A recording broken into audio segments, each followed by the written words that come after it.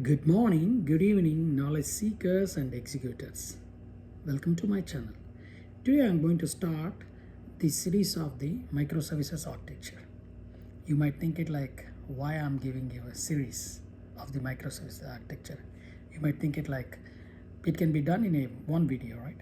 Why I need to provide you a series? Because it has a lot of in-depth information is available over the net, and I explored, and I thought provide you a couple of videos so that like you can get and grab more information on the microservices architecture, the history, and how the evolution happened, and what are the benefits which we are getting microservices architecture, and variety of the microservices architectures is available, and currently we were all developing and doing all that services or the applications in the current web world.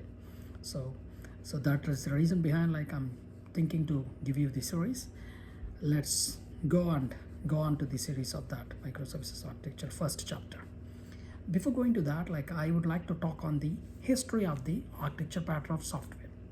So let's go back 1980s, how it was, and 1990s, 2010s, and now how things has been evolved.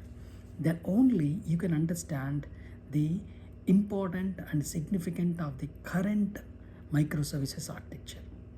Okay, let's talk about 1980s, the monolithic applications. 1980s, like where we have like IBM mainframe applications, where IBM talked about it's a huge and it's called powerful computers, whereas like everything will be included in that powerful computer. We the hardware and the software, database and computing programs, everything has been included in one particular software, and users has to go to that particular place and provide the inputs and get the output, and have to wait long hours to get the output. At many cases, like if there is a bug or a defect, and it will take days to resolve those issues to get the output. That was 1980s monolithic applications, which is called like mainframe monolithic architecture. So those days the computing the information and getting the output was pretty needed, and we strongly going in those powerful computers to get that. The disadvantage was scarcity of resources, because everything is included in one particular place that has to be used. Then 1990s client server architecture, it's called like client server architecture, where it talked about client has a GUI, which is like the front end application. The software will be it's like rather than software, its application will be installed into the client location, client computers. Then the computer, each computer, you have to install the software in the application, the software application, and get the output. So one advantage is you don't require to go to the powerful computers where it has been located, and you can get the software from them and install into your own computer, and you can do the computing things. So the advantage is you don't require to go there, but disadvantage, there are so many things, because you are installing, which means like if there is any kind of change happen, you have to uninstall everything and again you have to reinstall that.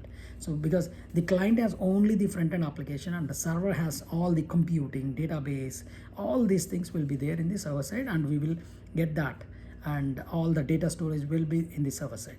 So it will be taking long time to get that latest and greatest outputs. I mean, whatever the the computing things happen, all that has to be updated, and again you have to reinstall that. So early, we talked about early time, like we have desktop applications, right? Those are all your web applications, which will be talking on that in that 1990s. Then come back to 2000s, whereas like we have a browser, which talked about popular web applications, popular browser based web applications. It talks about the evolution started very earlier, like whereas client and the server, and which has been used certain years, and after that slowly there are disadvantages to evolve that. We came into the browser, and each client, like they don't require to install it over the internet. The internet was popular in 1990s, so sorry, 2000s. So you can have your own software inside that, and which will be doing a lot of activities, and with that you can get that applications output. So the advantage, as I told, like you don't require to install through browser through the or the internet. You can do the application usage and it will give you the output. So it will give you a lot of users can access the same software and they can do that computing things, which means like they can use it, all those things. However, there are disadvantages, which you know it, like browser has like disadvantages, right?